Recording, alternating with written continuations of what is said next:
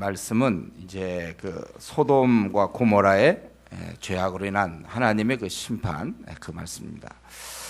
오늘은 이제 크게 나누어서 11절까지 그 소돔 사람들의 죄악이 어느 정도인가, 그리고 12절부터 마지막 절까지 38절까지는 그 롯과 그 롯의 가족의 그 죄악이 어느 정도인가, 그걸 우리가 살펴볼 수 있습니다. 이제 롯이 있었는데 두 천사가 왔습니다. 그래서 그들을 영접하고 집으로 초대하고 식탁과 음식을 이제 베풀었죠. 그들이 눕기 전에 이제 자려고 했는데 4절을 보니까 소돔 백성들이 노소를 막론하고 원근에서 다 모여 그 집을 에워쌌다고 그랬어요. 왜 그렇게 했습니까? 5절에 있는 것처럼 새로운 사람들이 누구냐, 그들이 어디 있느냐, 이끌어내라, 우리가 그들을 상관하리라. 여기서 상관하리라는 것은 이제 성적인 관계를 갖겠다는 거예요. 동성애를 얘기합니다. 동성애. 그래서 이 얘기를 듣고 손님들이 왔으니까 이 사람들이 이 소돔 사람들이 그런 걸 보고 이제 롯이 나가서 그렇게 하지 말라. 그리고 8절에 보면 자기에게 두 딸이 있다는 거예요. 그러니까 내어줄 테니 대신 이 사람들 손님들에게는 아무 일도 저지르지 마라. 손님을 보호하는 건 좋지만 딸을 그들의 성적인 만족을 위해서 내어주려고 하는 이런 면에서 지금 이 롯이라는 사람도 많이 이렇게 물들어 있다는 걸 알 수 있어요. 감염된 것이죠. 그랬더니 그들이 하는 말이 뭡니까? 9절을 보세요. 물러나라. 그리고 네가 가만 보니까 여기 와서 거래하면서 우리의 법관이 되려 하는도다. 오히려 우리는 지금 너를 더 해하려고 한다. 그래서 이제 롯을 밀치며 가까이 가서 그 문을 부수려고 하는지라. 그랬더니 그 손님들이, 사실 천사들이죠, 롯을 집으로 끌어들이고 문을 닫고, 그래서 그 눈을 어둡게 하니 그들이 문을 찾느라고 헤맸더라. 이렇게 되어 있습니다. 우리는 여기서 지금 요 11절까지 소돔 사람들의 죄악이 어느 정도인가. 이들은 지금 노소를 막론하고, 그러니까 좀 어린 자나, 그게 아니라 어린 자나 나이 많은 자 다 관계없이 이들이 죄를 짓는 데는 한마음, 4절에 보니까 노소를 막론하고 원근에서 다 모여 그 집을 에워싸고 우리가 새로운 사람과 성적인 그런 관계를 맺겠다, 그거예요. 소돔 사람들이 이 정도의 죄입니다.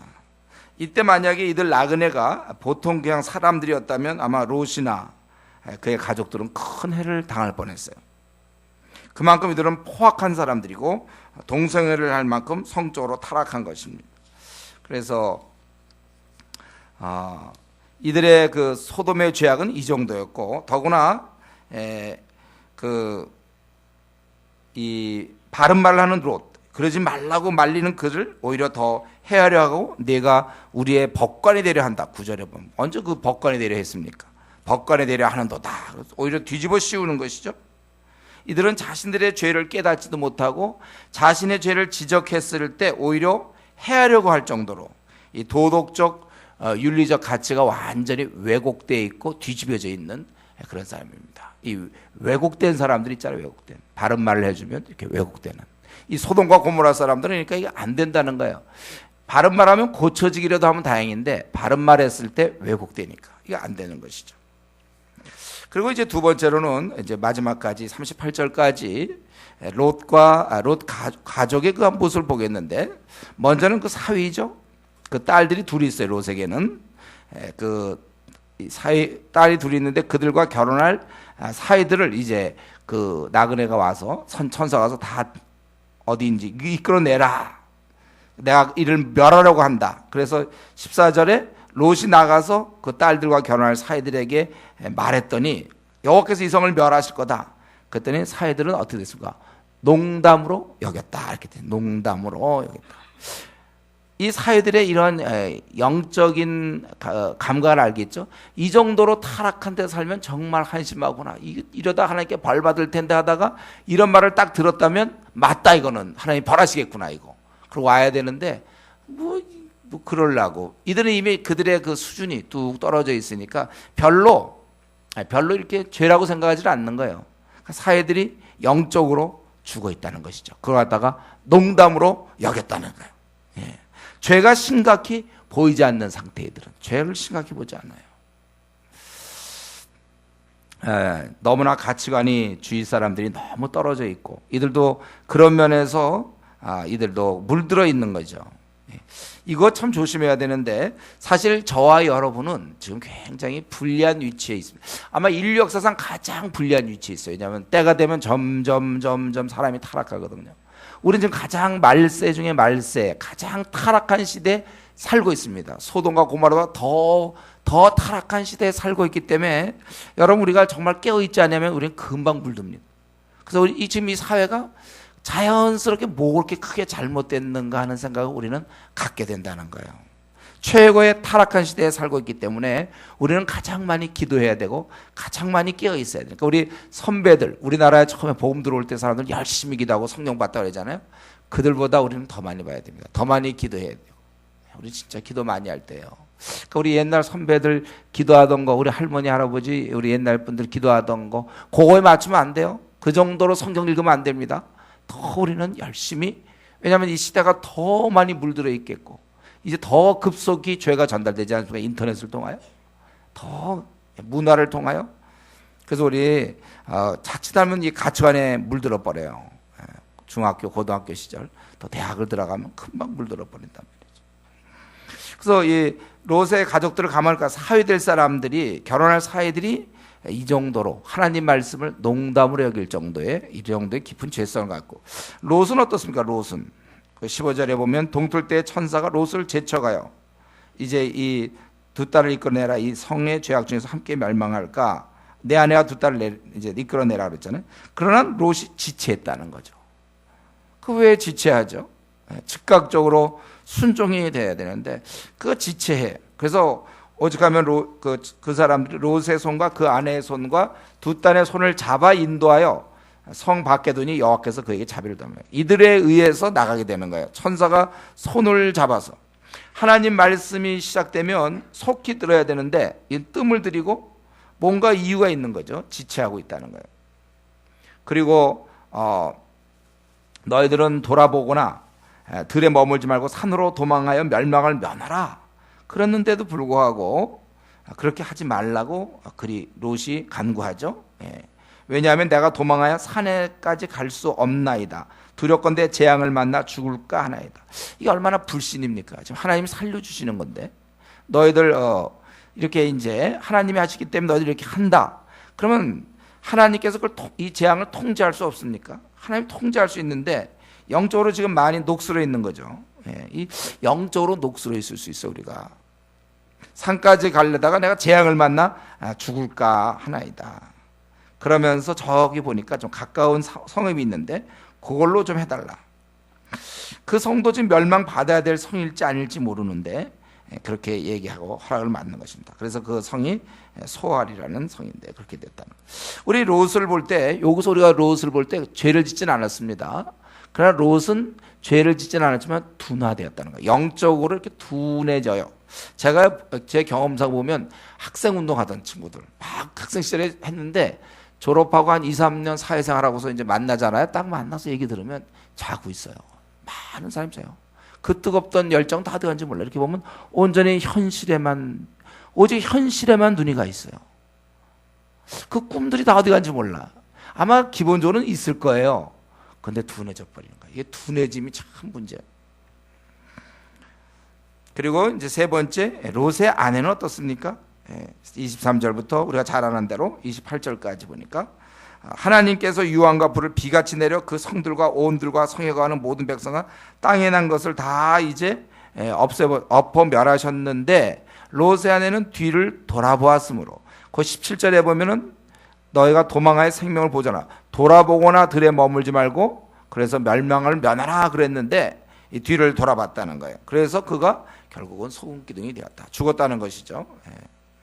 이 롯의 아내는 이 세상의 그 미련과 세상의 그런 어떤 욕심이 있어서 죄악에 대해 단호하게 하나님께서 마련해 준 피난처만 향해 가야 되는데 그거를 뒤를 돌아보게 돼요. 결국은 세상에 대한 애착이라고 볼 수 있는 것입니다. 그래서 결국은 이 말씀에 대한 무시, 경고에 대한 무시, 그래서 멸망. 그러니까 지금 다들 이 말씀에 대해서 무시하거나 농담으로 여기거나 지체하거나 이런 죄가 있는 것이죠. 하여튼 욕심이라는 거, 제가 우리 왜 이것이 욕심인지 하면은 우리 누가복음 17장에 보면은 32절에 보면 그날에 만일 사람이 지붕 위에 있고 그 세간에 집안이 있으면 그것을 가지러 내려오지 말라. 그 세간의 욕심 때문에 가져 내려오지 말라. 밭에 있는 자도 이와 같이 뒤로 돌이키지 말 것이라 롯의 철을 생각하라. 이렇게 돼 있어요. 그러고 볼 때 이 뭔가 세상에 붙어 있는 애착, 욕심 이거를 끊지를 못했던 것 같아요. 욕심이라는 것, 이 미련이라는 것, 삶의 미련, 욕심, 집착, 이게 우리를 힘들게 하는 것입니다. 그리고 이제 네 번째, 롯의 딸들은 이제 30절부터 아주 참 이거 구질구질한 내용이죠. 38절까지. 안 하고 싶어, 저도 설교. 구질구질한. 큰 딸이 먼저 제안을 하죠. 세상에 없다. 우리를 이제 함께 구려 거주하 했더니 큰 딸이 작은 딸에게 우리 아버지는 늙었고 온 세상에는 우리의 배필될 사람이 이 땅에 없다. 어떻게 그렇게 생각하는지 모르겠어요. 왜 없습니까? 없다는 거예요. 그러니까 우리 아버지의 술을 마시게 하고 동침하여 우리 아버지로 말미암아 후손을 이어가자. 그 당시 후손을 잇는 게 굉장히 중요했던 것 같아요. 그래서 첫째 딸이 그렇게 했고 둘째 딸도 또 마찬가지로 그렇게 해가지고 결국은 두 딸이 아버지로 말미암아 임신해서 결국 모압, 암몬, 이스라엘을 계속 괴롭혔던 그 두 민족의 조상을 결국 잉태하게 되고 출산하게 되는 것이죠. 이 딸들의 생각이 도무지 어처구니가 없어요. 여러분, 이게 바로 우리가 이 영적으로 자고 있을 때 생각들이 이렇습니다. 아주 어처구니가 없어요. 어떻게 그런 생각을 하는지. 이 생각이 너무 어처구니가 없는 거예요. 이들은 하나님의 뜻을 모르고 그냥 자기 생각대로, 자기 생각들대로 그냥 그래가지고 결국 큰 수치와 골치 아픈 문제들을 만들고 결국 하나님의 백성 이스라엘을 대대로 대적하는 자들을 결국은 배출하는 그런 태어나게 하는 그러한 큰 정말 과오를 범하는 거예요. 우리가 영적으로 어두울 때 말하는 거나 행동하는 게 참 어처구니가 없는 경우가 참 많습니다. 왜 그렇게 어처구니가 없는가? 영적으로 자니까. 영적으로 자니까. 지금 이 특별히 아내도 그랬고 롯도 그랬고 이 딸들의 그 신앙 상태가 이렇게 어처구니가 없다는 것입니다. 우리 이런 거 볼 때 우리가 참 하고 있는 일 항상 조심하셔야 돼요. 여러분, 어떤 걸 계획하고 있습니까? 충분히 기도하셔야 돼요. 하나님의 뜻을 물은 것인가를 살펴봐야 됩니다. 내가 지금 이런 계획들이 있지 않습니까? 내가 지금 행하고 있는 거 그거 하나님 앞에 허락 맡은 겁니까? 아니면 자기가 원하는 걸 하고 있는 것인지. 우리 제일 중요한 일일수록 자기 생애에 아주 중요한 것이 결정될 때마다 우리는 충분히 하나님께 기도했는가를 살펴봐야 돼요. 아닐 때 오히려 그것이 하나님 나라 확장을 막아버립니다. 오히려 이렇게 방해할 수가 있다는 거예요. 그렇기 때문에 저와 여러분은 항상 큰일을 앞두고 우리의 중요한 우리 앞날의 문제라든가 우리의 중요한 문제를 앞두고는 충분히 우리가 기도해야 돼요. 우리 이번에 40일 기도 정말 중요한 것입니다. 여러분들 우리 생애의 중요한 뭐 직장 문제, 결혼 문제, 또 뭐 자녀 문제, 또 앞날의 여러 가지 문제들 여러분 이거 많이 기도하셔야 돼요. 기도 없이 우리가 계획 세우지 않기를 습관으로 만드십시오. 우리 이제 오늘 이 본문 전체를 통해서 보면 여전히 중요한 것은 이 롯이라는 인물이죠. 지금 롯의 가족들을 잠깐 살펴봤습니다. 사위는 하나님 말씀을 경시했어요. 대부분 영적으로 자고 있는 사람들은 하나님 말씀을 이렇게 가볍게 봅니다. 또 롯은 하나님 말씀 듣긴 듣지만 지체하고 즉각적으로 순종을 잘 안 해. 그냥 어떻게 좀 이렇게 말을 잘 안 들어. 롯의 아내는 세상에 대한 욕심과 미련 때문에 하나님 말씀을 아예 무시해. 딸들은 하나님 말씀과 아예 관계도 없는 어리석음과 폐륜적인 그런 행동을 하고, 소돔과 고모라 사람들은 성적으로 타락했고 도덕적 기준이 아예 왜곡되어 있죠. 그리고 아예 뒤집혀져 있어서 바른 말하는 사람도 오히려 네가 법관에 내려가는구나, 오히려 죽이려고 그러고 막 이렇게 해하려고 하는 그러한 모습을 봤습니다. 근데 우리 이렇게 된 것을 가만히 가만히 들여다보면 그 이유가 무엇인가, 가장 그 원인, 그것은 딱 한 가지인데 결국 이것을 책임져야 될 롯, 의인 롯의 실패란 말이죠. 의인 롯이 이 타락한 세상 속에 들어갔는데 가서 어떻게 했나 보니까 영향을 못 주고 다 영향을 받은 거예요. 심지어는 가장 가까이 있는 가족조차도 영향을 주지 못했다는 것입니다. 가족조차도 지키지 못했다는 거예요. 만약에 이때 롯이 가족에게 영향만 줄 수 있었다면, 그러면 우리 의인 10명이면 살 수 있다고 그러지 않습니까? 그럼 가족에 영향을 줬으면 자기 롯, 그리고 자기 아내, 그리고 딸들, 그리고 곧 결혼할 사람 사이 벌써 6명이 의인이 될 수 있을 거고, 그리고 제가 알기로 종들이 있거든요. 종들은 영향 주기 좋은데 이들을 영향을 못 줬고, 아니면 이 사위들도 최소한도 이 경건한 그 사위라면은 자기 최소한도 부모 2명씩 하면 그래도 10명이 되는 거예요. 종들 아니어도. 또 이 딸들도 뭐 친구라도 좀 있으면 한두 명씩 영향을 줘도 10명은 됐을 건데, 오늘 보다시피 정확히 따지면 한 명인데, 롯 한 명인데 그것도 정확히 따지면 반명이에요. 반명, 0.5명. 롯도 이거 의인은 의인 맞지만 이게 조금 한 0.7명쯤 될지 모르겠어요. 결국은 자기 가족도 지키지 못했어요. 그렇기 때문에 만약에 이 롯이, 의인 롯이 영향만 주었다면 소돔과 고모라는 멸망치 않았을 것이고, 그렇다면 자기의 귀한 아내도 잃지 않았을 거고, 여기 보면 자기 재산 다 잃어버리는 거거든요.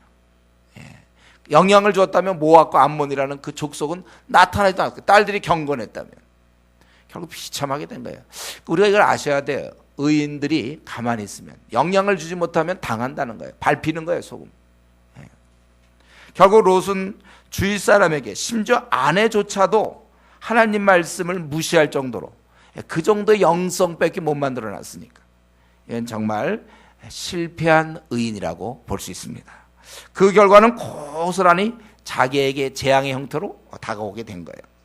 우리는 여기서 이 중요한 교훈을 배워야 됩니다.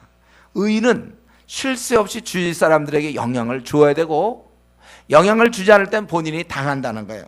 내가 만약에 영향을 주지 못하고 주위 사람을 변화시키지 못한다면, 늘 만나는 그들이 나에게서 영향을 받아서 바뀌지 않는다면 그들이 이제 늘 죄악된 모습을 나에게 계속 보여주기 때문에 내 영혼을 둔화시킨다는 것이죠. 내 영적인 것을 둔화시켜요. 여러분 친구들 있습니까? 안 믿는 친구나 교회는 다니지만 세속적인 친구들, 그를 완전히 헌신된 그리스도를 바꾸지 못하면 여러분이 영향을 받는 거예요. 우리는 항상 영향을 주고받는 거예요. 지금 자기랑 뭐 어디 기숙사나 어떤 자취방에 같이 있는 사람들 어떤 사람인 거 봐야 돼요. 이들이 정말 하나님 앞에 신실한 사람인가, 아니면 그들의 영향을 받아요. 그러니까 자기와 같은 사람으로 자꾸 만들어야 되는 거예요. 내 영성은 알게 모르게 영향을 받아서 무뎌지게 된다는 데 문제가 있어요. 제가 보기에 롯은 상당히 무뎌져 있어요. 영향을 못 주고. 그렇기 때문에 내가 세상에 물들지 않았다고 안심할 게 아니에요. 나는 물들지 않아. 내 신앙은 지켜. 결국 그러나 나는 물들지 않았다고 하더라도 그 세상의 흐름은 알게 모르게 나를 둔화시킬 뿐만 아니라 나 말고 나의 가족들, 친구들을 감싸고, 그 영향력이, 그 흐름이 그들을 변화시켜가지고 결국 내 친구와 내 가족을 타락시킨다는 거예요. 그러니까 제가 이걸 예를 어떻게 들어볼까 좀 생각해봤는데, 이 예가 뭐 그렇게 맞는 예는 아니지만, 내가 예를 들면 옛날 시대에 태어난 칼싸움 아주 그냥 최고의 장수라고 합시다. 내 부하들은 약해요. 근데 우리는 전쟁 중이야 지금. 상대방과 비슷비슷해요. 근데 나가서 내가 장수라면 나를 만나는 적들은 내가 반드시 죽여야 되는 거예요. 쓰러뜨려야 그만큼 내 부하들은 안전한 거예요. 근데 내가 아주 싸움을 잘하는 장수인데, 이들을 안 죽여. 그리고 이들이 막 날 공격하면 내가 잘 막아요. 칼로 잘 막아서 나는 보존해. 그럼 이들이 날 피해서 대신 이들은 죽인단 말이에요. 내 부하들은 죽인다. 이게 약간 얘가 좀 이렇게 좀 엉성하지만 좀 뭔가를 좀 느낍니까, 여러분? 이게 지금 뭘 얘기하려는 거예요? 나만, 내가 이렇게 영적 흐름이 그렇다. 나만 내 신앙을 잘 지키고 있으면 내 가족들과 내 친구들은 당한다. 그거예요. 우리 여기도 마찬가지. 제가 조금 전에 생각해보니까, 조금 전에 생각한 예인데, 모기가 한 마리 왔더라고. 그래서 내가 탁 잡으려고 했는데 그걸 놓쳤어요. 그 모기는 누군가를 지금 물지 몰라요. 모기 내가 잡아줘야 되는데 내가 그만 못 잡아. 나는 물론 안 물었죠. 오는 걸 내가 탁 그렇게 해서 잡으려고 그랬는데 놓쳤어요. 지금 어딘가를 물지 모른단 말이죠. 우리 공동체 이걸 잡아줘야 되는데 나는 안 물렸지만 이게 결국은 우리는 지금 이 땅에서 살고 있어요. 이 땅에 살고 있어요. 여기 죄악이 가득한 곳에서 살고 있기 때문에 우리는 누구나 다 장수들이, 우리는 누구나 다 군인들이고, 그래서 이 사람 이걸 많이 변화시킬수록 우리가 이길 수 있고 우리가 덜 영향을 받고 그렇게 되는 것이죠.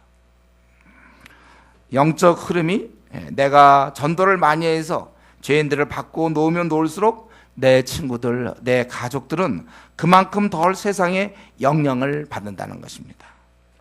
지금 마태복음 10장에 보면은 심판날에 소돔과 고모라 땅이 그 성보다 견디기 쉬우리라.